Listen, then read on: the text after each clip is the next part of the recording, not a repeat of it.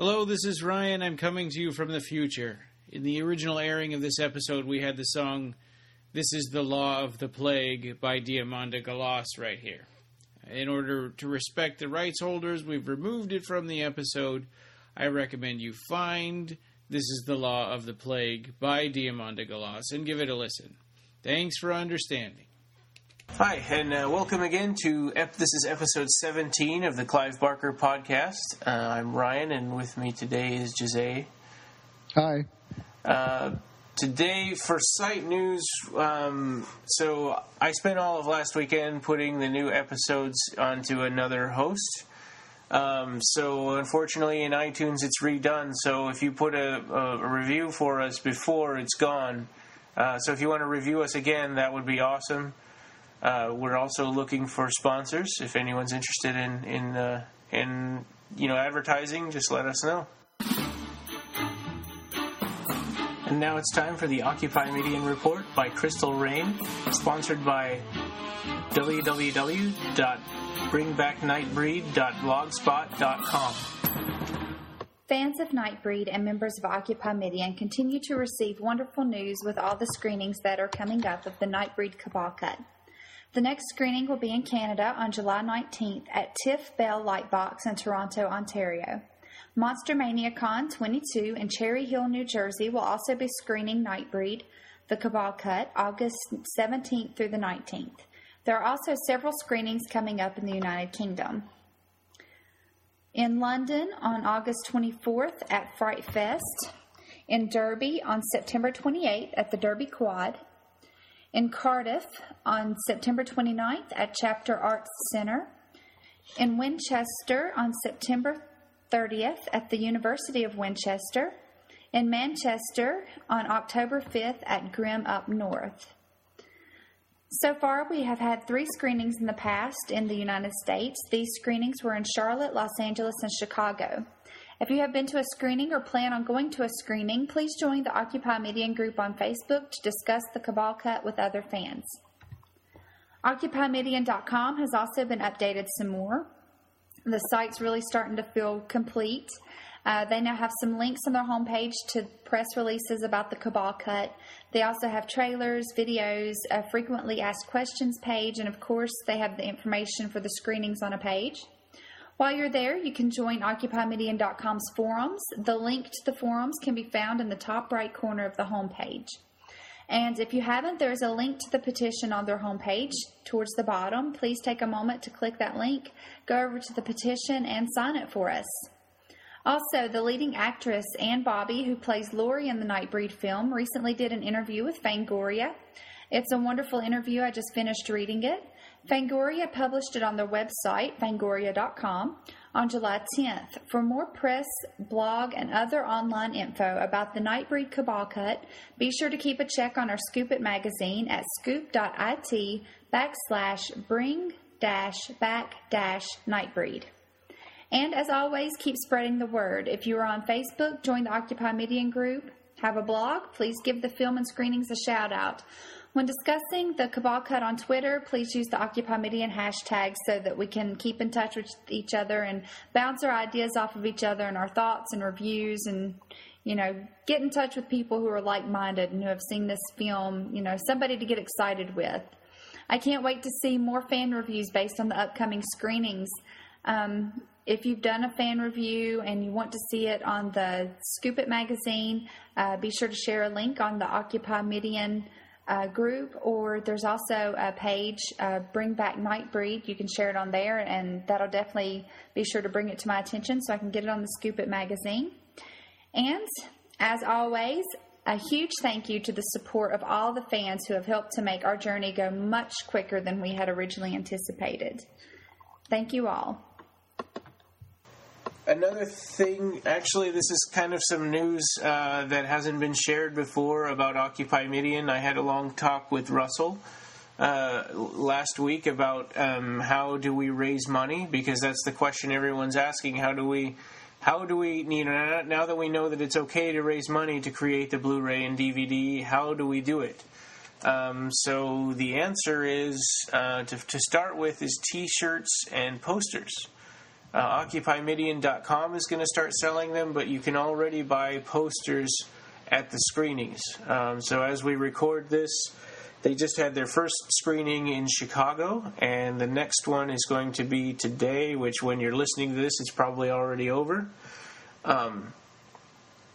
And there will be posters there for $10, and they will have, all the cast members and crew, all the people who are there at the screening will sign that for you for and it's $10 to kind of commemorate the event, and that money goes straight into the fund for this restoration, and also for something that they hadn't talked about before, which is a Nightbreed documentary that sort of documents the movement, to restore this movie that started before it was called Occupy Midian. That started way back in 2009. But they're going to start filming a documentary about this. Before it was called the Cabal Cut. Yeah, exactly. Yeah. When it was just like we want a full version, or we want the director's cut. Right. Yeah. I mean, that's going to be interesting. That's definitely going to be a Blu-ray extra. Yeah. So T-shirts and posters, and there's also going to be a Kickstarter coming up soon, and that's got to be put together by Russell or Mark Miller. So Russell Charrington or Mark Miller. So we can't get that started because obviously we aren't. We Occupy Midian people aren't the ones who handle the money. But as soon as that gets started, we will push the heck out of it. So, yeah, I remember Mark Miller has done a Kickstarter for his project, Clive Barker's The Sickness. So right. he's and it was successful. He was able to create the trailer with the funds for that. Yeah, so I'm thinking this is going to be a successful project. Yeah. And Russell was saying when we interviewed him for the podcast, I think the next step on the process is to get that DCP thing, the digital cinema package. I think package. Yeah. Because that's like a special hard drive where they can put the movie in, and that is the format that's the universal standard for digital cinema these days. So most of the time when you go to the cinema these days, you're not actually seeing a movie being projected from film. You're seeing a movie being projected in one of those big projection things, but from a small hard drive with a digital copy of the movie that they slap in the machine, and that's where they are reading it from. So so being a projectionist is probably a lot easier these days. I guess we can always ask our friend Colin. He knows how that is done.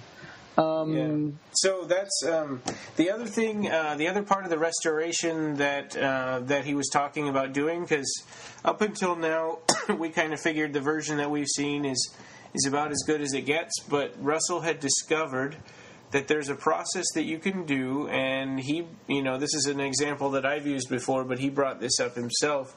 Like what they did to restore Alien 3, to put all that footage back into Alien 3, the work print. Yeah. That's kind of a step above what what the Cabal Cut has. So that would be kind of the final stage in cleaning it up and making it look as nice as possible. Oh, that's amazing and very very appropriate. Because I just downloaded the assembly cut of Alien 3 the other day, and I was actually looking forward to seeing it. I didn't know that the movie had such a troubled process in terms of getting a director's cut, which never really came to be. Yeah. The Alien 3, I mean, because the director was very upset about what they did. But so you're telling me that that assembly cut was done with VHS footage and not film footage? I don't know that for sure. I mean, I know it was work print footage, but I don't, I'm not being in the industry. I don't know if work print always means VHS. No, usually it can mean film too. Film. But film stuff that was left in the cutting room and was never color corrected or, restored or anything. Right. Sometimes, so work print just means pre-production. Or pre-post, or I don't know. Yeah. Yeah, pre-production. No, not pre-production. post-production stuff that got cut off. Yeah, so. Yeah. All right, that's good. So that means that he can actually improve on the quality a little more. Yeah. Oh, yeah, which would be really especially nice for the ending, the big fight in Midian, which is really long and has a lot of Nightbreed, that you want to see a little clearer. So I think that would be really cool. I'm looking forward to the feedback from the Chicago screening. Yeah. Because Russell mentioned on the Occupy Midian wall last night that, hey, I'm standing right here in the theater. There's like 500 people. I think he said it was sold out, the screening. It was like 500 people. I was like, wow, just get those people to sign the petition and to make their way to the community. And there's one more screening the next night, which is tonight as we record, the 14th of July. Yeah, and I hope that you people can also check out the Facebook group and check out the events. The events tab on the group, and of course you have the Occupy Midian Report, our very own Crystal Rain mentioning the screenings which are coming to England. And I would really love to meet some of you guys out there in London on the Empire Cinema screening. I'm going to do my best to go there. And I'm going to be at the Monster Mania in New Jersey on August 17th, I believe that is. So anyone that's going to be there. Okay, so I'll be really happy to meet people there in New Jersey, because when I was at Mad Monster Party, I felt pretty alone. I was just kind of there. I always go to these things by myself because I'm married and we've got a baby, and it's not really practical for everybody to go. So I want to meet up with you guys, and so come and say hi to me.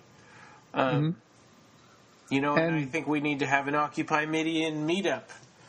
Oh yeah, that would be wonderful. Yeah. I mean, we've got people from Portugal, Spain, England, of course, United States, and Canada, and I think even from some countries from South America and Sweden.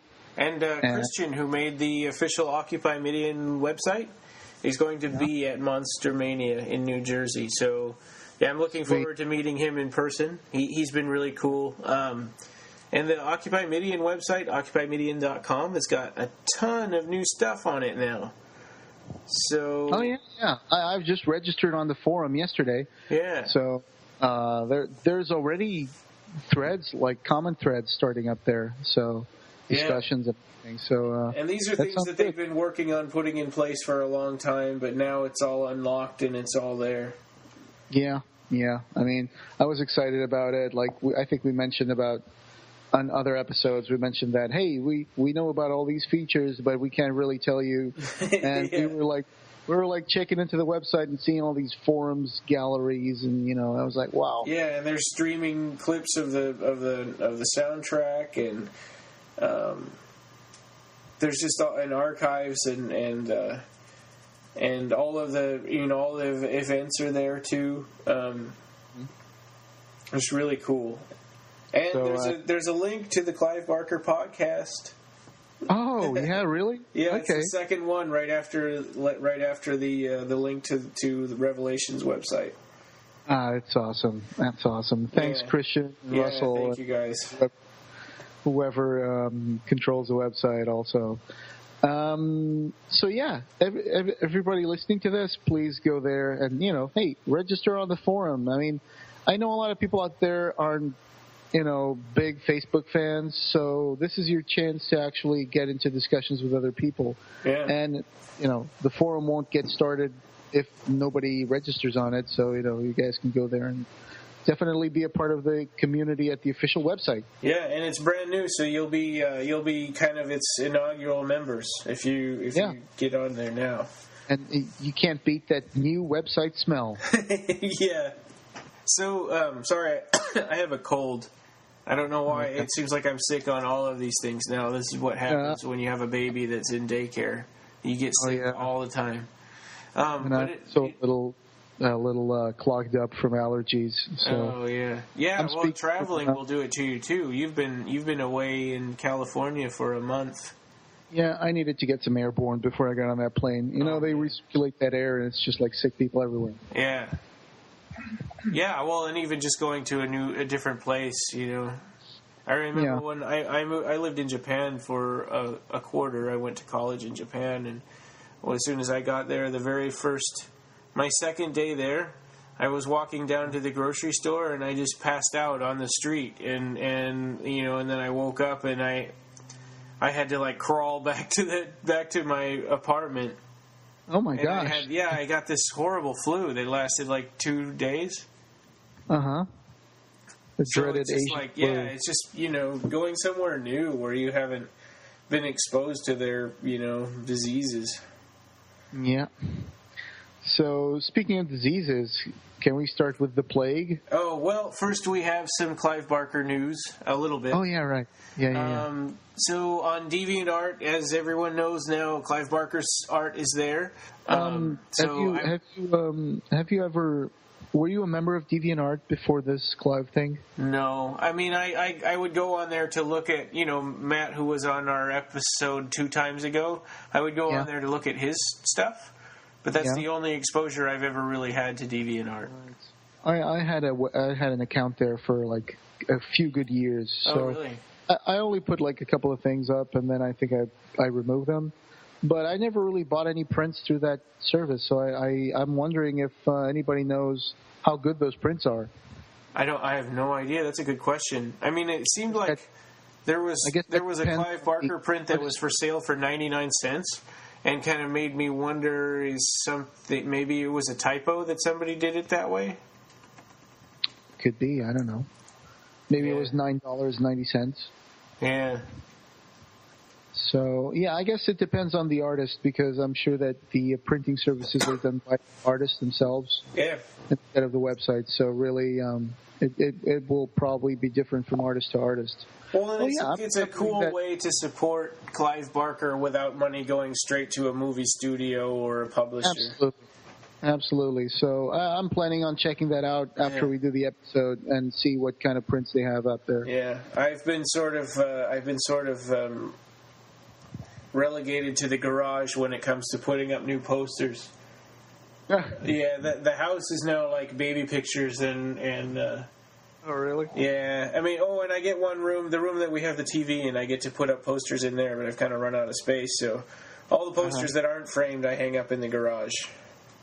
Yeah, well, I mean, when I was in California recently, we were actually me and my fiance, we were actually discussing we need to put some art on the walls. And I was like, well, I got a lot of art. Yeah, don't worry, I got that covered. And we have a John Bolton. John Bolton? Yeah, we have a John Bolton painting from one of those Hellraiser stories.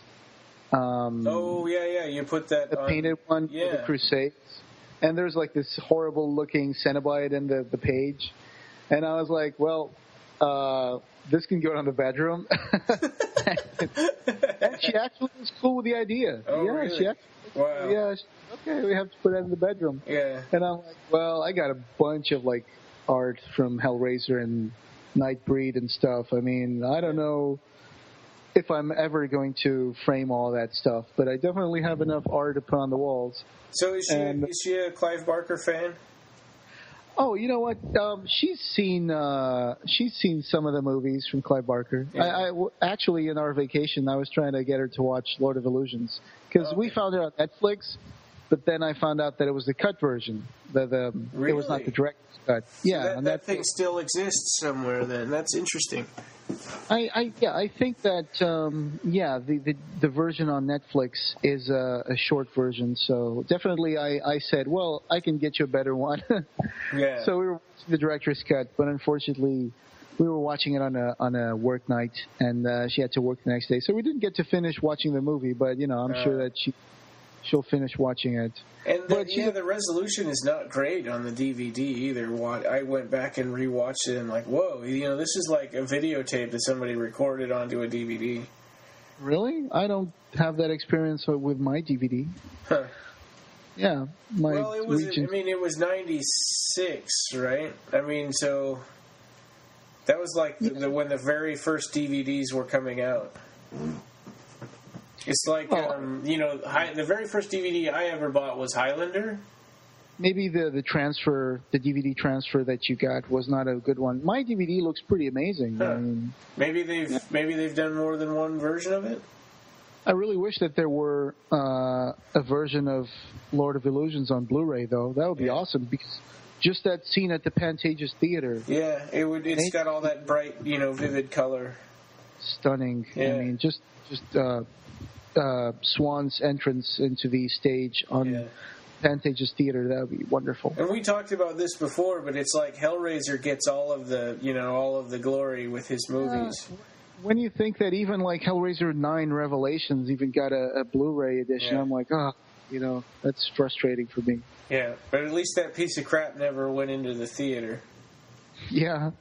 I don't know. I think it had like a limited theatrical release in like $1 or $2 theaters. Did it? I don't know. I've heard about it. I'm not sure if this is true or not, but I heard that they did that just for the sake of some kind of like contractual obligations. I'm not sure. Yeah, wow. Can you imagine paying money to go see that somewhere?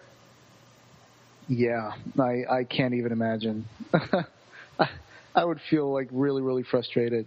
But I think, when I watched it, I kind of knew what I was getting into a little bit, because you hear I kept hearing how terrible it was.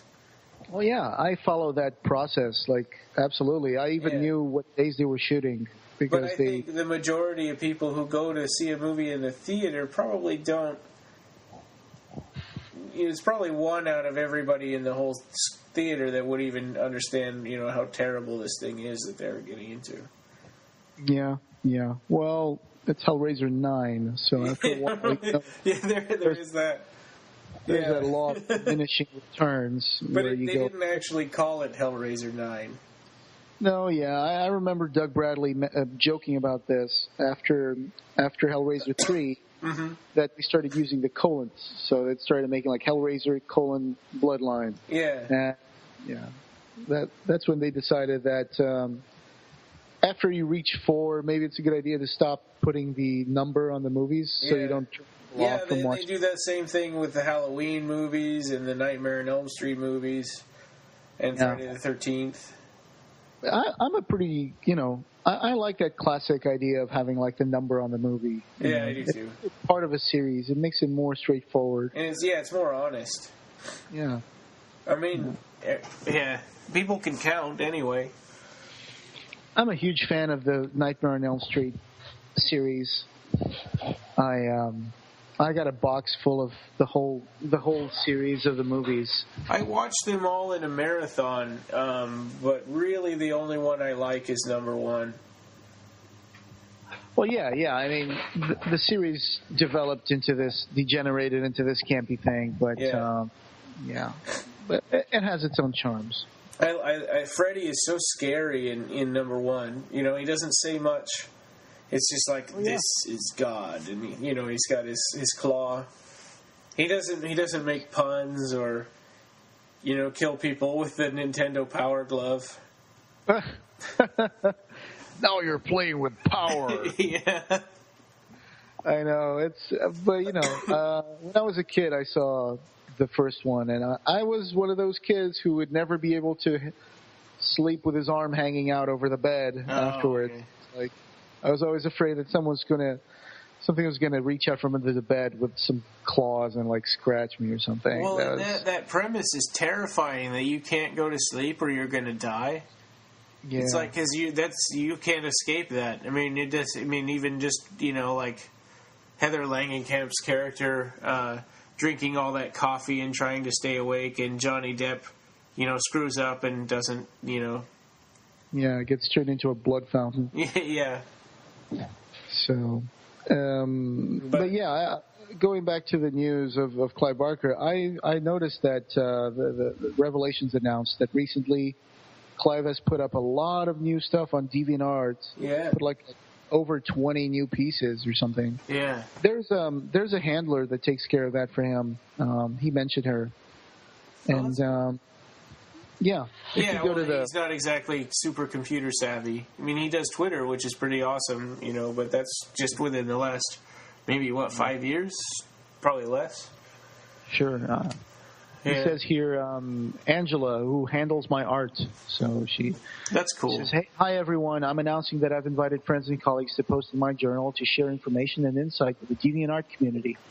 First post, a request from Angela, who handles my art. Hello, Deviants. A question for all of you. If you had a choice, would you like to see and play an app or a mobile game from one of Clive's classic books, such as a Magica, or from an entirely new mythology? Many thanks for sharing your opinions.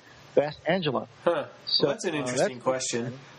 Yeah, I would love to have an app, if I had an Android or something. Yeah, I mean, I'm more traditional. I like, sit-down games on a big screen. But oh yeah, of course. I mean this as a compliment to actual books and things. Yeah. Oh, I see. Not exactly like a game, but like something supplemental. Yeah. Okay. Well, the next news from Revelations, Michael Mitchell's theatrical adaptation of Hermione and the Moon, which is also called The Departed. You can find it on Diabolique magazine. So, I didn't know there was a theatrical adaptation of that story. That's a really obscure story. I've never read it, actually. Isn't this one of those stories that comes out in that Penguin book of short stories? Or yeah, you can get it. I've got it in a collection, and I can't remember which collection right now. I think it's Cutting Edge. This guy has on the website for Diabolique magazine, there is a link for Read Hermione and the Moon in PDF. So wow. Oh, that's nice. Oh, it's a short play text adapted from the short story The Departed by Clive Barker. It's a PDF that's like of 8 pages long. Of his play version. Yeah, of the play version. That's cool. I just downloaded it while I'm talking to you. That's really cool. Because I've never read the story, and now I'm going to be able to get a sense of what the story's about. I have actually 2 copies of the book that's in. Because one of them was like I saw it again one time at a bookstore, and I'm like, oh man, when am I going to see this again? So I bought a second one. Oh, and what is the book called? It's called Cutting Edge, and it's got a picture of a rose on it. It's an anthology book? Yeah. Oh, great. I'm going to look for that on eBay. Okay, Cutting Edge. All right, and it's it's called The Departed, I think. It's not called Hermione and the Moon, but it's the same story. Yeah. I know that Clive Barker has this small universe of short stories that he wrote, where there are a few recurring characters. I don't know if this is the Hermione thing. And I know that there are at least 2 or 3 stories that feature the same characters, but they're really obscure. And we're going to do an episode on those too, because I've kind of collected them all and tried to make sure that I've read everything. It's hard though. I don't know if I've gotten them all, but I try. Cutting Edge. It has Peter Straub, Clive Barker, Carl Edward Wagner, and more. Yeah. Oh, okay. That's a nice cover for the book. That's a really nice cover. There's like a white rose and an eye crying in the middle of it. Yeah. Oh, I found it. It cost $45 on a website called... wow. I bet you could find it cheaper like on Amazon or eBay or something. Oh, yeah. But every once in a while I run into it at a used bookstore or something. All right. So the next thing is our main topic, which is we're doing side movies part 2 or other movies part 2. So our first one here is The Plague. In the early days of the 21st century, all the children of the world were struck by a mysterious disease that put them in a deep catatonic state. I will send famine and wild beasts against you. Eric. And they will leave you childless. Something's wrong with my son. Plague and bloodshed will sweep through you. And I will bring the sword against you. I, the Lord, have spoken. It was the greatest catastrophe the world had ever known, until they woke up. What's going on? They're awake, man. All of them.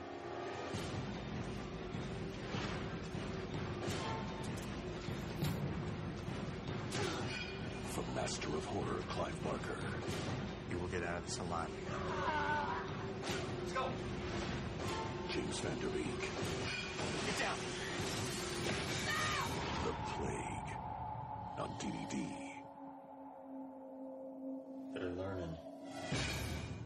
It's also known as Clive Barker's The Plague, directed by Hal Mossberg. And I guess we can start out, let's talk about how this thing got started. From what I understand, Hal Mossberg had this idea, he had this story all written out, and he had this idea for this movie for a long time. And he'd been shopping it around, trying to get people to do it, and nobody would do it. And then 9/11 happened in 2001, and everybody was like, no, we don't want kids trying to kill their families or whatever. And I don't know how that even has to do anything with 9/11, but that, made horror movies a lot less palatable, Okay. I guess. So eventually, he got Seraphim Films to produce, and Clive kind of saw this as an opportunity to be the kind of producer that he never had, the kind of producer that is hands off and says, I'm going to trust you to do your thing. There were also some production problems. There were other producers that got involved, and they gave them a really short shooting schedule, from what I understand. I know I've seen the movie. I've seen also this documentary that Hal Masonberg did. Yeah. Spreading the Plague. And this is a documentary that he did kind of like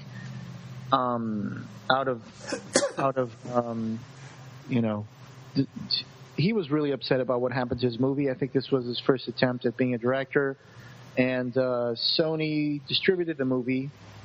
The movie was done based on this story that Hal Masonberg had written along with Teal Minton. Yeah. So and Hal is it? I thought it was Mossberg. But anyway, no, Masonberg. Oh, it's Masonberg. He had only done one other movie, and it was a short called Mrs. Greer. I don't know anything about that, but he didn't have, I guess, a whole lot of directing experience. He had been in production, but not as a director. The movie it wasn't just Clive Barker, or I didn't even know that he actually had, his input was through Seraphim, but that makes sense because it was a production company. Mm-hmm. But the movie had a bunch of producers. Yeah.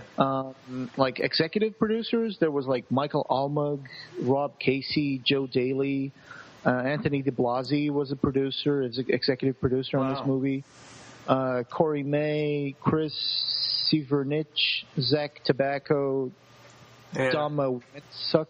I don't know. There was a lot of executive producers, and there were also producers, and a lot of these people worked for Sony because Sony distributed the movie and also produced some of it. And so from what I've heard, the director, I think he kind of blames Clive Barker. Yeah, for I've the heard movie's that too. Final cut being a little bungled up. Well, and what's interesting is that he pitched this idea, and actually here's a quote from Clive directly about it. He said, "Plague was a screw up. I trusted the director, and I wasn't going to do to Hal what had been done to me by interfering producers over the years. I had pretty much decided I would let him have his way. And if we had to have an argument, it would be in the cutting room about the way the picture was cut." So he shoots the picture and then is absent from the cutting room most of the time. He did a tough job on a very tough schedule, but there were things that I begged for at the end, for the producers to throw in some extra money towards Hal so that he could go back and do a couple of extra days shooting, but they shook their heads, and that was the end of that. It's not a movie I'm pleased with or proud of. It feels compromised, and Hal got in his car and drove away before the picture was even locked. There were some great scenes that really are some great scenes, and the central notion is wonderfully perverse and apocalyptic, but I don't think Hal served his script how Hal, the screenwriter, imagined it. It was not the movie I read and that Hal pitched to us. A real shame, as the script was just so damn good. Right. I was just reading the same quote here. Yeah. I think that I've been in forums discussing about this movie, and our friend David from the Fifth Dominion Forum and Hellbound Web Forum, he also knows a lot about this movie. I actually wish that he had been in this episode because this movie is one of the 3 movies in his drawer of shame. Yeah. It's like the Clive Barker's The Plague, Transmutations, and what's the other one? Dread. Dread, right? Yeah. Dread from Aussie. Yeah. So. And David actually, just skip ahead a little bit. He actually said, I don't think the Plague should be discussed at all. Clive just let them use his name to get funding for it, and that was the end of his involvement. Plus, I don't think I can bear to hear Dawson's Creek mentioned in a Clive Barker podcast. Yeah, I think the way that Clive ended up being involved with this is that Anthony de Blasi brought this script to Clive, and he put his name on the title so they could get funding for it. Yeah. So that, at least I'm kind of paraphrasing a little bit today from what David has written about this movie, because he just pretty much nailed the whole thing down. Yeah. And so apparently Clive Barker's input in this movie was basically sitting down and watch it as an executive producer, and then he was like, well, this movie's not very good. And for some reason, Hal Masonberg decided to focus on Clive being kind of the culprit for this movie's failure. But really, when that quote he just mentioned, Clive actually tried to get more days and more money so this guy could shoot more scenes for the movie. And he wasn't interested. Yeah, and he wasn't interested. I think this might have been a case of, I don't want to be a bad mouth, but this might have been a case of the guy being a little prima donna. It was his first movie. Maybe he was expecting something else. Maybe he didn't take, the producer's input the way he should have taken. Yeah. Maybe he took it personally, which might happen if it's your first movie, I think. Yeah. So he kind of threw a hissy fit, and then he decided to make this huge documentary, Spreading the Plague, where he goes to badmouth all the producers. And you guys can find this Spreading the Plague documentary on YouTube. I don't think it's worth linking to it. If you want, you just Google it up, Spreading the Plague, Hal Masonberg, and on YouTube, and you'll find it, because I don't think Clive Barker was very happy at the things that were said in this documentary. So, yeah. And I just watched this thing again last night, and oh my God, it is so boring. I know. The beginning of the movie is actually pretty interesting when all the kids fall into coma, and the scene where they are all they start having this seizure together inside a hospital and all that stuff. That opening scene is pretty good. I was like, hey, this is cool. And then it was just the movie just meanders for dozens of minutes that I'm trying to figure out, where is this movie trying to take me? Yeah, and there's weird illusions that don't lead anywhere. They're always trying to compare. 3 times in the movie they try to compare this to Grapes of Wrath, and it makes no sense. What has this got to do? I've read the Grapes of Wrath, I've seen the movie too, and this has nothing to do with it. I don't know. I think the vibe that I got from this movie was a little bit from the Prince of Darkness. The movie from Carpenter. That movie. Yeah, I got that vibe from this movie, especially in the scene where they're looking at what's happening outside, and they see these kids that they wake up, and they grab the stranger and they kind of suck his soul out. It reminded me kind of that scene, one of those scenes. Except Prince of Darkness had cool music, and this didn't. Yeah. This was the soundtrack of this movie was also boring. It was all somebody banging on a piano, for jump scares and stuff. I don't even remember the soundtrack from this movie. I tried to pay attention this time because, we're reviewing it, and it's it is so forgettable and just dumb. Yeah, I've seen the main actor for this. I guess I've never even seen Dawson's Creek, so I'm sorry, David, I just mentioned it, but this actor was terrible, and it may be just the director. I don't know. Yeah, James Van Der Beek, right? Yeah. He's actually a fun guy. He has a website where he pokes fun at himself because, there is kind of an internet meme around James Van Der Beek and the picture where he's crying. So he kind of took that a little tongue-in-cheek, and he kind of makes fun of himself in his own website. That's the best thing you can do with something like that. Yeah. Yeah, but I never saw Dawson's Creek either. Oops, second mention of the Yeah. show. Maybe probably gonna start banging on a desk. But yeah, I thought he tried to do his best. He was like this guy who came back to his hometown. And he had been in prison because he killed somebody in a bar fight. Yeah, it was kind of one of those like Air Con things where, he didn't mean to kill that person. It was an accident. Yeah, but it's not really. I mean, and the people in the town are kind of mad at him, but it's like, well, we've got bigger problems, so we're going to let that go. Yeah, and it was a really boring dynamic with the characters. I mean, he goes there, he gets back in touch with family. And it's like, it was so boring. He goes to stay with his brother, and his brother's mad at him, but he lets him stay, and then his wife is mad at him, and because he wouldn't let her visit him in prison, or I don't know, something dumb like that. I didn't really understand the ending of this movie the first time I saw it. I confess, I guess it kind of I was like, okay, the movie's over. Is that it? I mean, I didn't really get what the movie was trying to. Well, and we're gonna spoil this because, who cares, right? I mean, do you really care if this movie gets spoiled for you? But so there's this quote from this preacher that had a dream, that the kids came and whispered something in his ear, and whoever offers his soul to all these kids. Something, I don't know, something will free them from slavery or some crap, and so, James Vanderbeek's character, Tom, what's his face, at the end offers his soul to these kids, and so he's like, I'm only going to give them the best part of me, and, I'm only going to, think happy thoughts or whatever, and so the kids find the wife again, later on after they've already taken Tom's soul, and they're like, hey, they're just kind of standing there looking at her, and one of them has, oh my God, one of them has the grapes of wrath in his back pocket. Uh-huh. And they don't attack her because, apparently his goodness has sort of spread through all of them because he offered his soul to them, and it's like, this plot doesn't make any sense. And I love horror movies where they don't explain, where the monster came from or whatever. But this is just, this has a crappy explanation that doesn't make sense.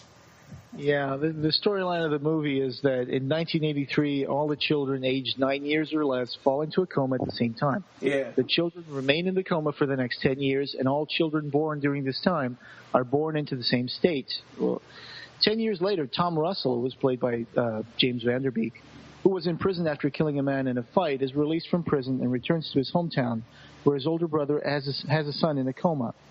That night, all the children wake up, but they are hell-bent on killing all the adults. It soon becomes apparent that all the children share a sort of collective consciousness, and as one learns, they all learn. As they get smarter, they learn to disable motor vehicles and eventually use firearms. A group of survivors led by... That's not really explained in the movie. That description is a lot better than what you see in the movie, as far as what's going on with these kids. Yeah, and then there's a group of survivors led by Tom and Jean who try to escape to the safety of a base located 60 kilometers outside of town. So, and then there's more stuff that happens. But I was looking at the character names on IMDb, and it's pretty funny to see some of the names are just cardboard names like Coma Child, Zombie Child, Coma Kids. And it's like, yeah. I like I said, it was a boring movie. We'll probably put the trailer up on the post, but it's just weird. It's just a kind of a weird movie. I was like, after I saw the movie, I was like, so what did Clive have to do with this movie? And then I realized, nothing at all. Yeah. So it was just there's one scene in there, Dee Wallace, who was in the Howling. I actually got to meet her at Mad Monster Party. She was pretty nice, but anyway, her character in this movie does the stupid thing that you hate in every single zombie movie since Night of the Living Dead. Their daughter is all tied up in the church, and the husband's like, hey, don't go over there. If you let her go, she's going to try to hurt you or maybe even kill you. And as soon as she's alone with her, of course, she lets the daughter out, and the daughter kills her. Yeah, that's one of those tropes. Yeah. You just facepalm and you go like, oh my God, really? Yeah. Yeah, there's always somebody that's like, oh, but look, she's awake and she'll be fine. It's our daughter. You can't do this. And yeah, and she's been like that for like 10 years. Yeah. Anyway, one thing was interesting. Like they explained that the kids, they explained when the kids wake up that they kept their strength and their muscle mass because of all the seizures they had. Yeah, once twice a day they would have those seizures. Yeah, so they were just keeping their muscles kind of like, it was kind of a workout for them. They would do that for like 10 minutes or 15 minutes or whatever it was. Yeah, so twice a day. That means that they wouldn't wake up and that their muscles would be atrophied or something. Yeah. So I thought that was interesting. And, they wake up, they want to kill all the adults. Well, fine, that sounds like a good premise for a horror movie, but then it's just so disappointing. Yeah, well, and in real life, there's no way that they could win, right? I mean, these are a bunch of kids. Yeah. And the adults have all the guns, and we have the army. Yeah. Where were all these people? I mean, a bunch of kids waking up is not, waking up and wanting to kill everybody is not the same thing as like a zombie apocalypse. Right? Yeah, zombies, they when they bite you, you die, and you turn into another zombie, so you can't really, it's really hard to win something like that. But these are just a bunch of kids. I didn't really understand why all of a sudden everybody is like... yeah, the whole town is like a ghost town. Instantly, as soon as these kids wake up. Let's face it, if this happened in the United States, you'd have a lot of people in the streets with guns. Yeah. Just shooting at the kids. Like, okay, you're trying to kill me? Bang! Yeah. So I didn't really understand where did everybody go and why are they like fighting like that. This is not a zombie apocalypse. They're kids. They're like kids from 10 years up to their teenage years. Well, and what they said was everyone born during that time was born into the same coma. So some of these would even be like babies. Yeah, or like 1-year-olds, toddlers. They were just starting to make they were starting to make regulations to force people to do birth control. But they hadn't actually done it yet. They were just talking about it, and then all the kids woke up. Right. So there would be babies, and there would be toddlers, and, you didn't really see them. I mean, I don't know what good they would be against against the adults, but... Yeah, they would just round them up with, like, the National Guard or something. Yeah. Just put them in holding cells or stick them in... Yeah. Stadiums or something if this really happened. I mean... And the other thing about this movie, the only thing that gave... Was this R-rated or unrated? I can't remember. I'm looking at it. It was R-rated. The only thing that gives it that rating is that they're swearing. Because they deliberately cut away from all the violence, and Hal Masonberg had said that he wanted to make a more cerebral horror movie where, the violence was more implied or cut away from. And you can do that well. I mean, like, that's fine, but this was done in a way that made it really boring. I didn't care about these characters. I didn't rewatch the movie for the review because I had a busy weekend. Yeah. But I still don't really remember very well, and I saw the movie twice. I still don't remember it very well, what happens near the end, because I guess I would just start to tune out of the movie. And I remember, like you said, Vanderbeek kind of offers his soul to them. Yeah. But then I don't really remember what happens. Did they just wake up and they just go like, oh, I'm back to being myself again? Well, no. The wife. So the wife, he told her to like think happy thoughts and sit there in the street with him, and he offered his soul to these kids, and she just sat there thinking happy thoughts for a while, and then when she opened her eyes, they were all gone. And then they cut to her like sitting in a house, like on the front porch, like presumably some house that probably wasn't hers. I don't know. But anyway, then these kids, she looks up and these kids are all sitting there looking at her. And she's just kind of like, okay. And she turns her back on them and, walks up towards the porch, and they're all just standing there looking at her. And one of them has the Grapes of Wrath in his back pocket. Right. I don't know. That was like an attempt to making it kind of an art house film or something. Yeah, and it was dumb. Yeah, I remember that. But James Van Der Beek kind of makes it out of the ending too, right? No, he was gone. He was gone. Okay. All right. Yeah, they took his soul and they like passed it around amongst all of them, and it made them all better people. These kids, I guess. Yeah, you don't really get any kind of exposition as to why this happened, why they had to do what they did, and And why did they win so easily when at first they didn't even know how to use guns? Yeah. And I'm trying to think, what about the kids that were born this way? What about the kids that were like 1 year old when this happened and they've been in a coma for 10 years? They don't even know how to speak or write or anything. Yeah. What happens to those? I mean, it's just so many. It's not even plot holes. It's just a basic, story hole that, doesn't go anywhere. Mm-hmm. You just think about what is the logic behind the story? There is no logic. There is no direction. Well, and like you were talking about John Carpenter's Prince of Darkness.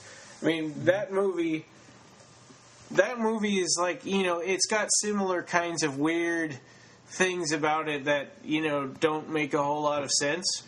But it's it's such a kind of a cool, creepy movie that you forgive it those things. And in this movie doesn't really have anything that you can cling on to and say, I like that. I mean, maybe kind of the premise, the basic premise isn't bad. But it's like, you don't care about the characters. The story doesn't make much sense. Yeah, like I said, would you recommend it? I wouldn't recommend this. No. No. I I give it like 1 star, 0 stars. That's what I give it. I watched it when it first came out, and I owned it, and I got rid of it, and I bought it on iTunes again, so, because of this podcast. But otherwise, I probably never would have seen it again. I have the poster from it. I have the Portuguese poster. It's basically the same as the American poster, but yeah. And I have this poster because a friend of mine, his dad, had a store that he rented to this video store. The video store went out of business, and he got a bunch of posters, and he gave me like 30 posters from the store. And one of them was the Plague, and I'm like, oh, here's the Plague. Yeah. I actually had it on my wall back when I was in the campus. But after I saw the movie, I took it down from my wall and I rolled it up, and I was like, okay, you're coming off the wall because I really didn't like it at all. Yeah. Yeah, and it's unfortunate, and I don't believe for a second that this is Clive Barker's fault, because this is not the kind of movie that he would make. No, you can't absolutely. see any of his stamp anywhere on this movie. Yeah. The whole thing that Hal Masonberg says is that this movie, his director's cut would have saved the movie, and but apparently a lot of people sat down and saw this director's cut, and according to what I read about from Clive Barker and everything, and they said even the director's cut was not very good. On his documentary, Spreading the Plague, he mentions that he showed this to several people. I'm guessing they were his friends. And they were all like, oh, this is so much better. This is a work of art. And he goes on to mention about his own movie that it's a thought-provoking, socially relevant horror movie dealing with the subject of kids and violence, which is just such a generic line that doesn't really mean anything. Smart genre film dealing with children/violence, grossly recut by producers. Writer-director Hal Masonberg is fighting to get this film seen, a film he finished after he was removed from the project. Now he's heading an international campaign to get this film released. Writer-director Hal Masonberg is fighting to get the film made and trying to spread the word of his struggles to as many people as he can. Clive made it sound like he wasn't removed, that he just quit. Yeah. There's something going on here. I think that possibly, and again, I'm going to paraphrase some of what David said in other discussions, that Clive Barker was contractually obligated to have his name appear above this movie's title, or else he would have pulled it. I've talked to the director, too, and I think he's blaming Clive Barker because he doesn't have a clue about the politics of studios. He said that Clive didn't like his director's cut, so he must have made the final cut because he's the executive producer. And he also said that Sony never saw his movie. And then he goes on to say, Clive never has final cut, even on films that are based on his work, let alone one where he just let them use his name to get financing from the studio. It's really naive of the director to think that Sony put up $3 million and then never looked at the dailies or the rough cut. Yeah. I suppose it's easier to believe that there is one bad guy instead of thinking that everyone hated your film. David goes on to say, I was online at another site when one of the producers tried to tell him that Clive saw the picture once, hated it, and that was the end of his involvement. He kept referring to Clive's minions as the bad guys, but those extra 10 or 12 producers listed in the credits were all from Sony Screen Gems because Midnight Picture Show is Clive, de Blasi, and George Saraleghi. Yeah. Clive Barker actually went to the Sony producers and tried to get them to give Hal a little more money so he could do a few days of reshoots to placate them, but they were in damage control mode and wouldn't spend any more money on this turkey. I can't say that I blame them. I don't care what scenes could have been added for the director's cut. It wouldn't change the horrible acting a bit. I told the director that as well, and he said they used all the bad takes, which obviously is kind of a silly. Come on, yeah, no way. Yeah, no, they just used the bad takes, you know. Yeah. Much better. Yeah. Oh, hey, this one's hilarious. Let's use this one. Look how terrible his acting is. Yeah. So. Yeah. It's like. So it turns out David is kind of our invisible secret co-host today because I'm reading a lot of stuff that he wrote. So, hey, David, this is a shout-out to you. Yeah, even though you didn't want us to talk about this movie at all. I hope that you will join us in an episode one day. Yeah. Because I would really love your input. So, yeah, I mean, this whole thing about... the Plague and the director's cut of the Plague, which Al Masonberg apparently was trying to get out. This was all stuff that was back in 2007 or something. Yeah, it was 2000. It was December. Or no, it was. I think it was just 2006. And then the other movie we're going to talk about was late 2006. Okay, the Plague opened up at 5th of September 2006 in the U.S. Yeah. So, yeah, I mean, this movie, I wouldn't recommend it. No. It's got Clive Barker's name on it, but I think Clive Barker would have pulled his name out if he could, but there were contractual obligations afterwards, and he had to leave his name on. He wasn't proud of it. Yeah. So this one, you know, and it's like when you look at this and you look at Gods and Monsters, they were both ones that, you know, at first glance made you say, what? Was this this is Clive Barker's movie? But Gods and Monsters is really good, and The Plague is just god-awful terrible. Oh, yeah, and not terrible in a way that's funny. I mean, you cannot laugh through this movie at all. It's just boring and not interesting. You can't even riff this movie. I mean, there's no jokes you can make riffing this movie because it's just. I mean, yeah, the acting is dull. The action is boring. The violence is, you know, mostly implied.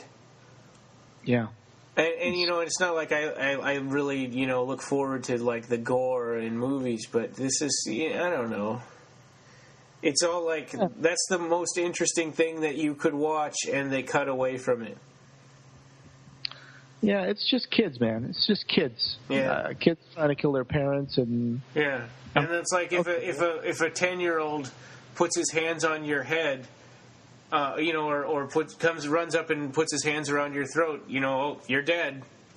Yeah. That's it. You got no chance. They added that supernatural side to make it a little more menacing. But really, when you see that happen, it's like this guy gets caught, and like this kid goes up to him, and of course it's the usual stereotype and horror movie stereotype scene where the guy looks around, he's surrounded, and he just stays there on the same spot looking around. Uh-oh, they're going to surround me. Yeah. And it's like they start walking very slowly towards him in a circle, and then this kid walks over to him and takes his soul or something. Yeah, he could have just gotten up and run and, like, you know, pushed a couple of them aside and run away.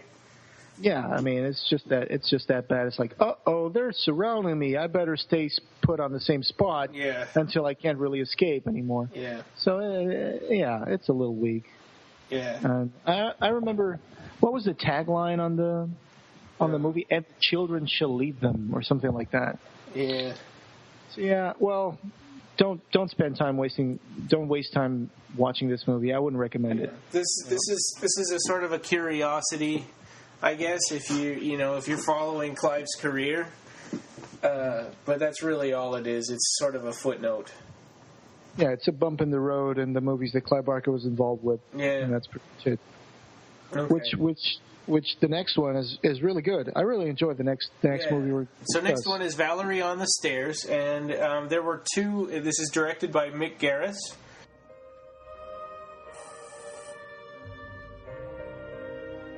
Welcome to Heiberger House. Sign here. So, what are you writing? Dark romance. A doomed romance? It's the best kind. Is that the new book? What are you doing? Who's looking at my work behind my back? Who is it? Who are you? I'm Valerie. Please help me! I want to know about Valerie.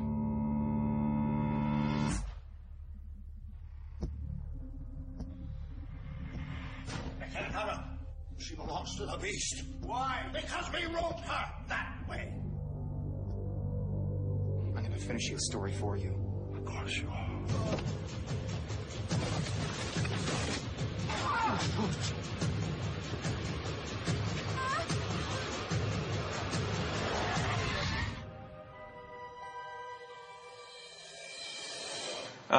And it came out December 29th, 2006. Mm-hmm. This was a treatment that Clive Barker wrote that got turned into a teleplay by Mick Garris. It's a 1 hour long Masters of Horror movie. The other one being Heikel's Tale, which we're going to save for another episode because that's based on a rare Clive Barker short story. Yeah. But yeah, so Valerie on the Stairs. Really wonderful movie. It's got Tony Todd as the demon, and he does a heck of a job. And, Clive Barker wrote this treatment, an original 45-page treatment for the second series of the Masters of Horror. And they put, and on Revelation's website, they put, when he wrote that, they put a PDF file of it on their site for fans to download and read.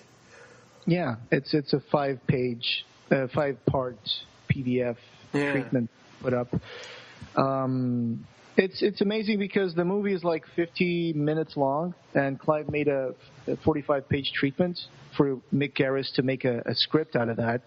And I think he made like Mick Garris's job a lot easier because basically Clive wrote the whole thing, and it reads like a short story. It's really wonderful. Yeah. I'm very I love the whole premise of the story, and maybe we should warn about spoilers. And I would really like, if you're listening to this, you haven't seen the episode, go watch the episode and then come back and listen to this because I don't want to spoil it. There's a few twists, and it's really an amazing story. It's only an hour long, and you can watch it streaming on Netflix. Or you can buy it on iTunes really quick, or And it's actually on YouTube. The whole episode is on YouTube, and I think you can only watch it in the U.S. only. But I actually managed to find the link for that on YouTube. So. Cool.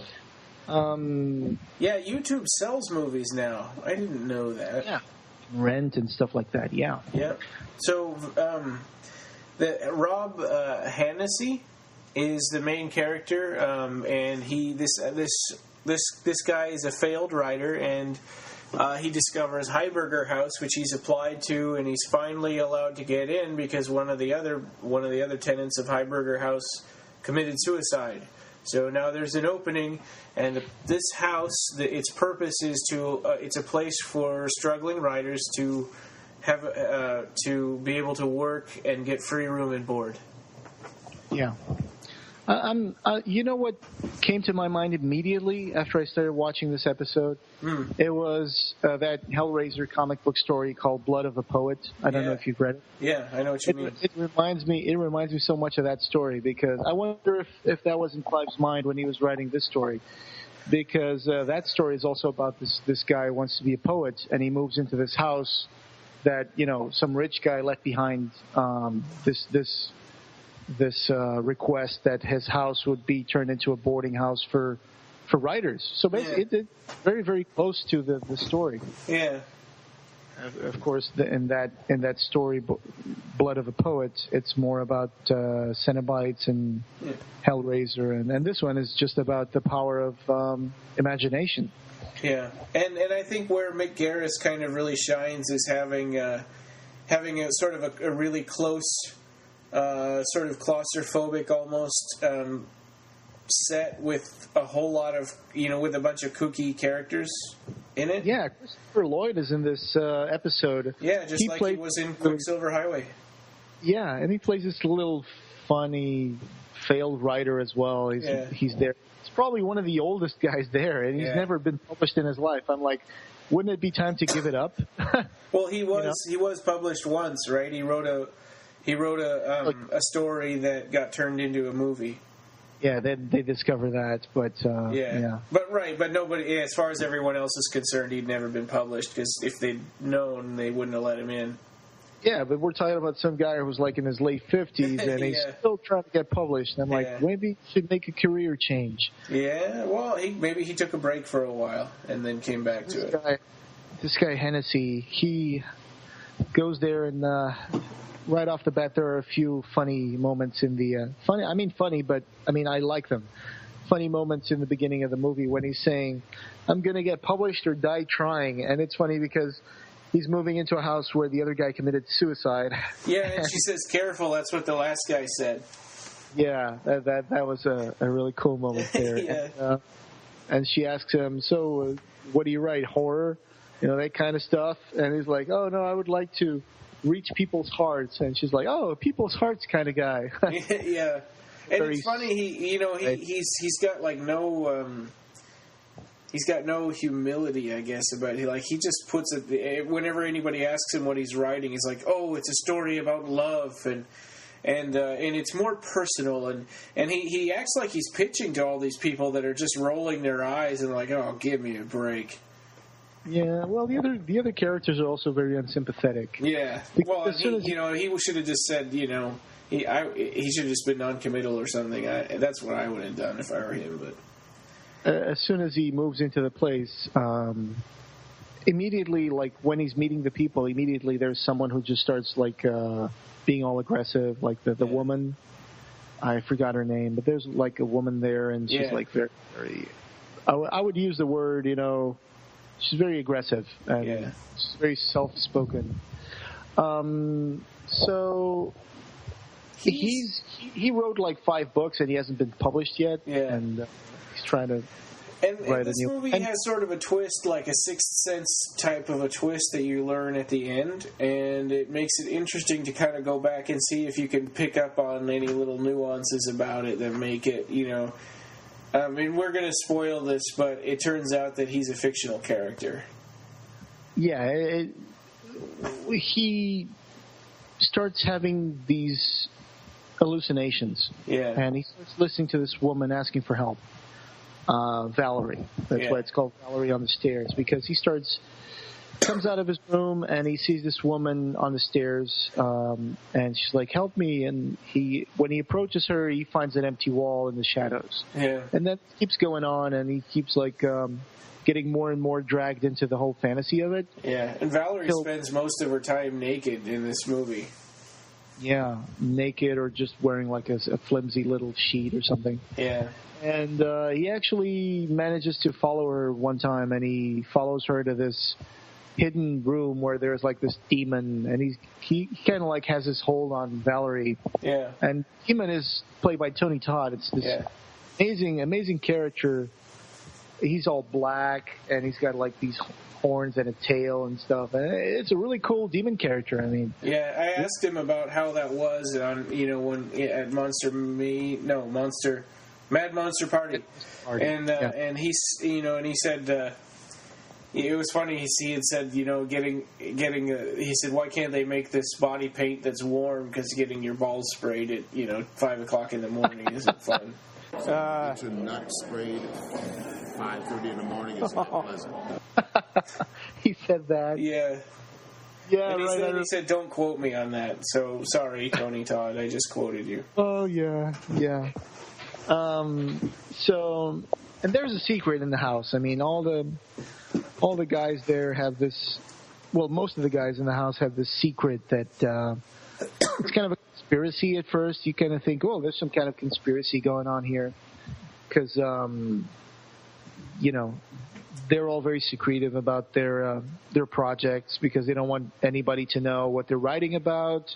Yeah. But you start getting this idea that they're hiding something from. And there's one guy that makes friends with him right away, and is like, hey, you're cool, don't worry, come and hang out with me. And you kind of learn later it's because he's the one that wrote Rob Hennessy into this book as a fictional character. So he's like, I want to hang out with my character that I wrote. Yeah, and then Valerie and the demon were created from the consciousness of the writers. Yeah. So, yeah, I mean, it's weird because there's this interesting relationship between the demon. Valerie. The name of the demon is Occupy or something? Yeah, Occupy. Yeah. The Blood Beast or something like that. Right, Occupy. Yeah. And if I can quote Tony Todd, he was talking about the character in Fangoria in 2007. He was like, Occupy is not abusive, first of all. He's in love with this woman. He's a romantic, tortured soul, and that could apply to anybody. You may not get it until the end, but because I'm playing a through line, every moment I have with Valerie is totally about love and obsession. Maybe an overwhelming obsession, too much love. I don't know how to do it right. So even though there's parts where you see Valerie kind of like in chains or, trapped and asking for help, then there's one point as the episode progresses that you see Valerie uses Occupy to kill some of the people in the house. I mean, because all the guys in the house, all the writers are pretty much in love, or they want to have a physical relation with Valerie or something, because she's the ultimate embodiment of a fantasy woman. So and it's interesting because the writers that they kill are the ones who actually wrote them into being. So first is the one who wrote Occupy in the way that he liked to torture women and stuff, and he also wrote Rob Hennessy as a character. He dies first, and then next he goes after Christopher Lloyd's character. Yeah. Or no, I'm sorry, the woman. Right, the woman, yeah. The woman also had a soft spot for Valerie. Yeah, and she wrote Valerie and she said, I was the one who made you beautiful and you're mine.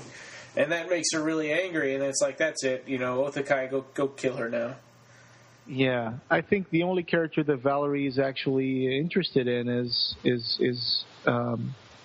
Hennessy, right? Is it? Yeah, Hennessy. Yeah, Rob Hennessy. But it's interesting because she acts like she needs him to rescue her, and he thinks, and we think we're sort of dragged along here, but we all think it's from the demon.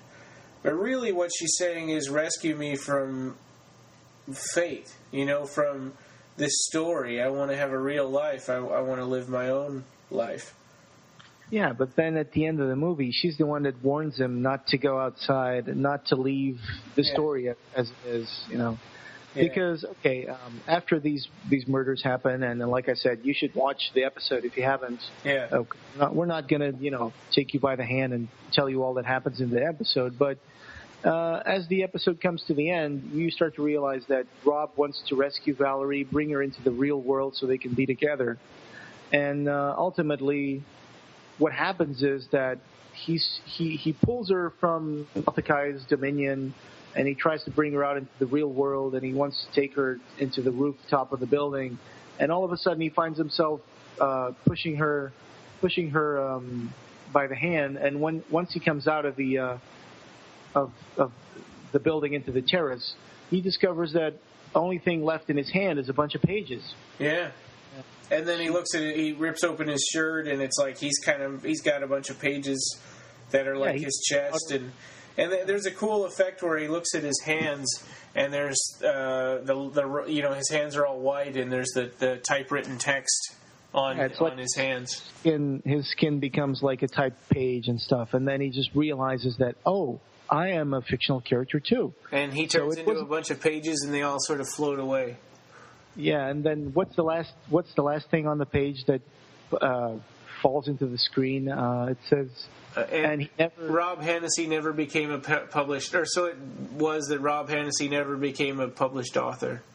Yeah, that's it. You know, you hear the police is coming, you hear the police sirens, and he starts to spread his pages around. Yeah, you know, they all fly away. It's really cool. See. You know, one thing, the thing that made me not like this movie the first time I saw it is when Rob Hennessy and Christopher Lloyd's character are going down the stairs to sort of confront Occupy. Yeah. And they see a woman hanging there, because there's all these women hanging, you know, because it turns out that they used to like have prostitutes that they would bring up, and they would just disappear, and Occupy had taken them because he was written to torture people or whatever. So he sees this woman, and it turns out it's like Rob Hennessy's ex-girlfriend, and she's hanging there, and all of a sudden she jumps out and bites Christopher Lloyd on the neck and kills him. And it's why did that, that ruined the whole movie for me and made me hate it the first time I saw it. Yeah, that was a cheap moment. I also thought that was a cheap moment. They could have found something more, But I'm glad that, you when we talked about this before, you had talked about it was a good movie, and I'm glad that I gave it a second chance. Because, now that that's coming, and, it sort of takes the impact away, and you can look at all the other good things about the movie. But, Christopher Lloyd's character is called Lateso. Yeah. I don't know if you ever hear his name. Well, you definitely read it in these. Yeah. Sorry. You definitely read it in the treatment. Yeah. So. Oh, yeah. That's true. It's been a while since I read that.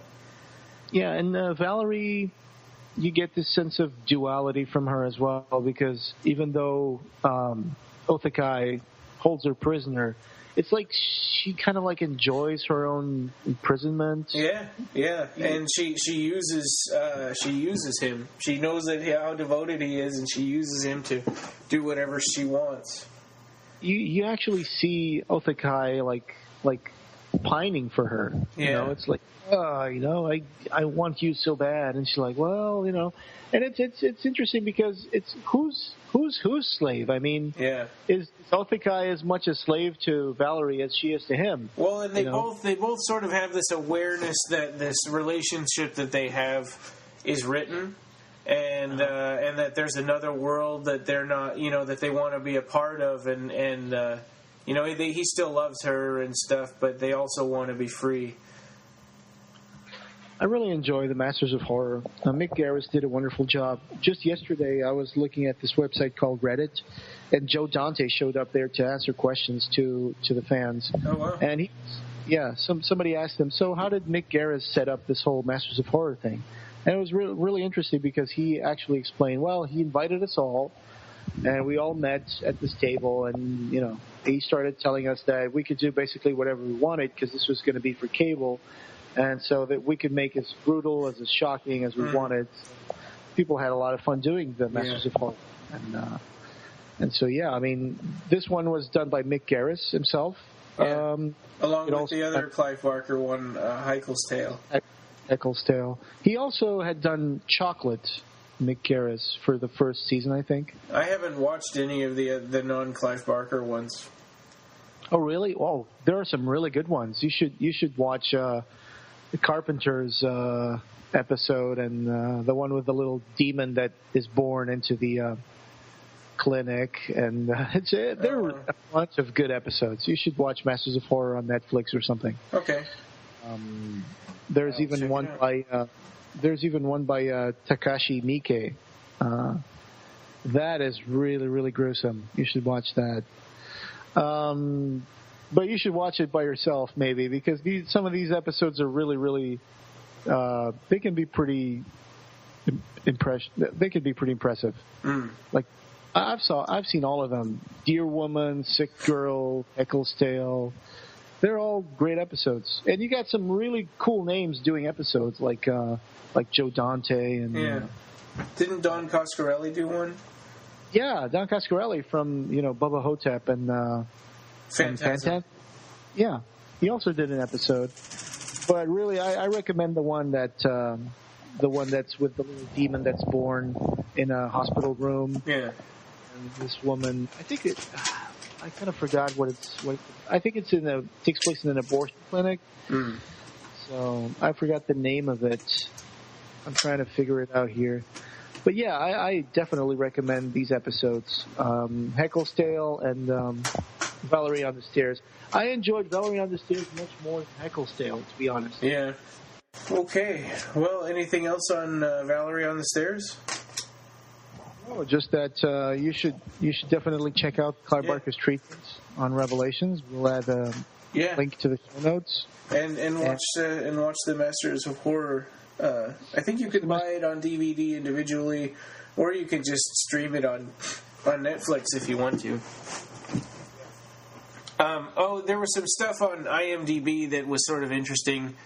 Let's see.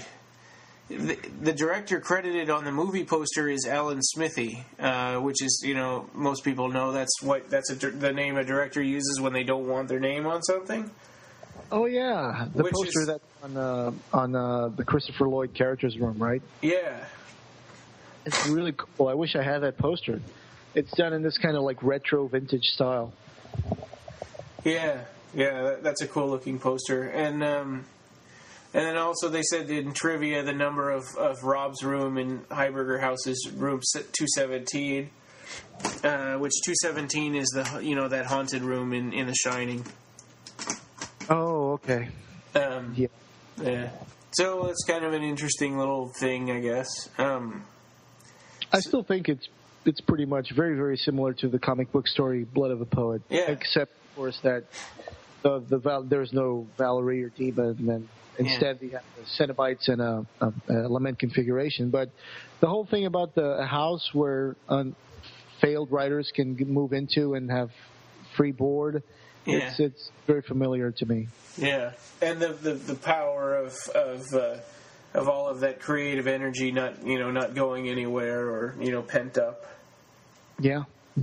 I mean, and I think they play them well, the characters in Valerie on the Stairs, because all these writers, all these failed writers, they would be people with a very high consideration of themselves. They would be a little annoying, because if you're not good at something, but you still keep doing it, it's because you pretty much think that you're the one doing good stuff and everybody else has bad taste. Yeah, like the people that audition on American Idol.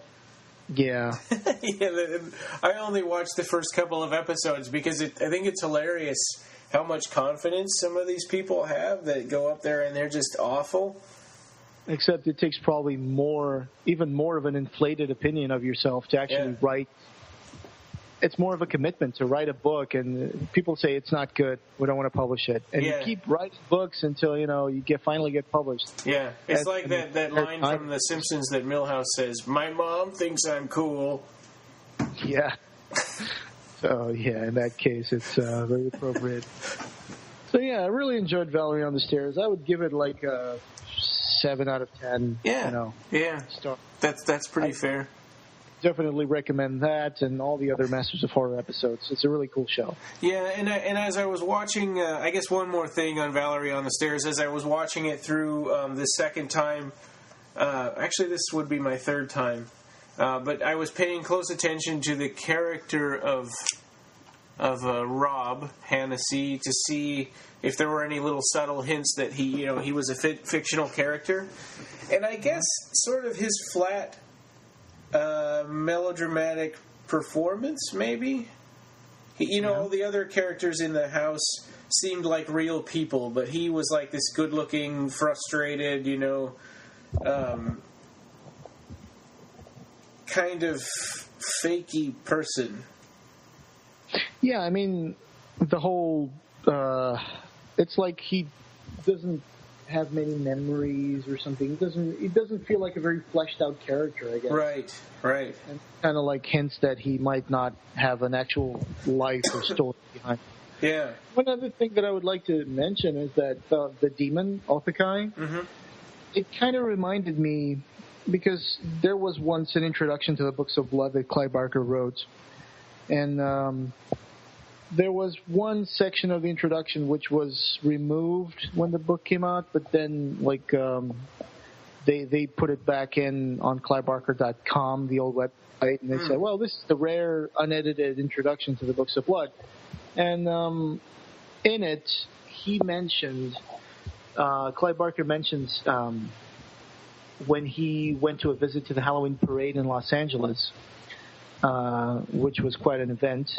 And he said, well, I'm not going to dress up or wear a costume. And at the time, it was Clive's former companion, David Armstrong, and he said, well, I'll get on costume. And so he says that David's costume was no idle boast. He began his transformation in the middle of the afternoon. It took 6 hours. By the time he was finished, he was unrecognizable. He had reconfigured his face so that it resembled a hawkish, horned gargoyle, spurts of hair sprouting from his brows and chin. He had painted his body so that he was several shades blacker than the Lord made him. He'd put on several leather accoutrements and had endowed himself with a grotesquely large dildo, which swung before 2 water-filled black balloons. From the top of the cleft of his otherwise naked butt hung a tail that would not have shamed a stallion. So this kind of reminds me of Occupy, actually. Yeah, that's a good point. I remember reading that before. Yeah. Occupy is also this big black demon with a kind of a hawkish face and horns and a tail. So I was, at the time I was like, oh, that reminds me of that introduction from the Books of Blood. Yeah. That's a good point. I mean, there could have been some influence there. Yeah. Yeah. So feedback. We have a comment from our website. John Chatham says, another excellent podcast, guys. I loved Gods and Monsters. Not so much Saint Sinner, although the soundtrack is amazing. Do you plan on covering Clive Barker's A to Z of Horror, the BBC show from the 90s? So I haven't seen that BBC show, me being in the U.S. I have the book, Clive Barker's A to Z of Horror, but I've never seen the series. I've seen the series, and I have the series recorded. Really? Yeah, I can get that to you sometime. Oh, yeah, that would be great. I'd love to see it. Unfortunately, there's not really a way to buy a Region 1 version of that I know of. No, I don't think it's ever been released on laser. Yeah. What I have is recorded from the BBC or something. Oh, gotcha. Okay. So I have that, but I think these episodes that I have are cut for TV. I think the original episodes were a few minutes longer or something. So I'm not sure what they cut out, but I have the whole show recorded from BBC. Oh yeah, that would be great. Yeah, I'll definitely get that to you sometime in the future. Yeah. So I think we've got kind of the whole year sort of mapped out, but I think that would be awesome to talk about that sometime. I mean, Clive is kind of he doesn't see himself exactly as a horror author, but he's a pretty good expert on horror. Yeah, he is. In the book, it was more like Clive acted kind of like he would mention something like a few lines about a movie, and then the rest of the article on the movie would be done by... So I'm looking at it was Stephen Jones. Oh, okay. Yeah, and so it would be like A is for American Psycho, and Z is for Zombie, and... Yeah. Yeah, and he would go through and do one thing for each letter, and I have no idea if the series was like that, but... Wow, I just found a used hardcover on Amazon for $3. You're going to get this guy. Yeah. Yeah, it's a cool book. I read it. I really liked it. I have no idea how similar it is to the TV series, but... Yeah, I think they mentioned less stuff than in the books because of time. But it's a cool show. I mean, you get like Clive hosting the shows, and then they go on to talk about the movies and show clips from the movies, and they discuss them. Yeah. So I'll get that to you so we can discuss that later. Cool. We can actually do an episode about it. I don't know. It'll be a chance to mention some of our favorite horror movies as well. Yeah, we don't often get to talk too much about other things that aren't Clive Barker related, so that would be kind of neat. Yeah. We got another comment from Nicholas Vince, who was the Chattering Cenobite. And, Nick. And we talked to him earlier, and he was also, of course, in Nightbreed. He was Kinski. So this was a comment about our my little promo intro that I did. He said, "This is cool. I particularly like the longer dialogue snatches at the end." Oh so yeah. Thank you, Mr. Vince. We really appreciate that. Yeah, and here's a little tidbit of information, because I tend to make scans of magazines and stuff, and sometimes I share some of those scans on Facebook. Mm-hmm. And one of those scans was from a picture I've never seen before, a picture of Skinless Julia from Hellraiser 2.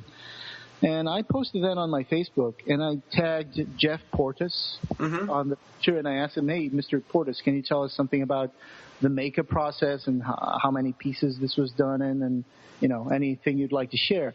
And he mentioned to me that in that scene where Chenard is binding Julia with the gauze, and we have that scene that's almost like the Bride of Frankenstein, where she turns around and she goes up to him and kisses him, and you see like some hands pulling her dress up.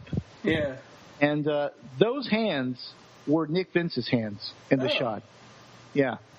Oh, yeah. wow. Jeff Portis said, well, when you see that part where he's like holding her bum and raising her skirt, those are actually Nick Vince's hands, and that was, I think, Little John from Image Animation posing Julia. So that's on my Facebook. You guys can check it out. It's one of the pictures in my Hellraiser textless art pictures, and I put some pictures there from posters and stuff from Hellraiser. And it's a cool little tidbit of information. So yeah. So those for hands some reason he plays hands often, right? I mean, he was the hands of that berserker coming up through the grate.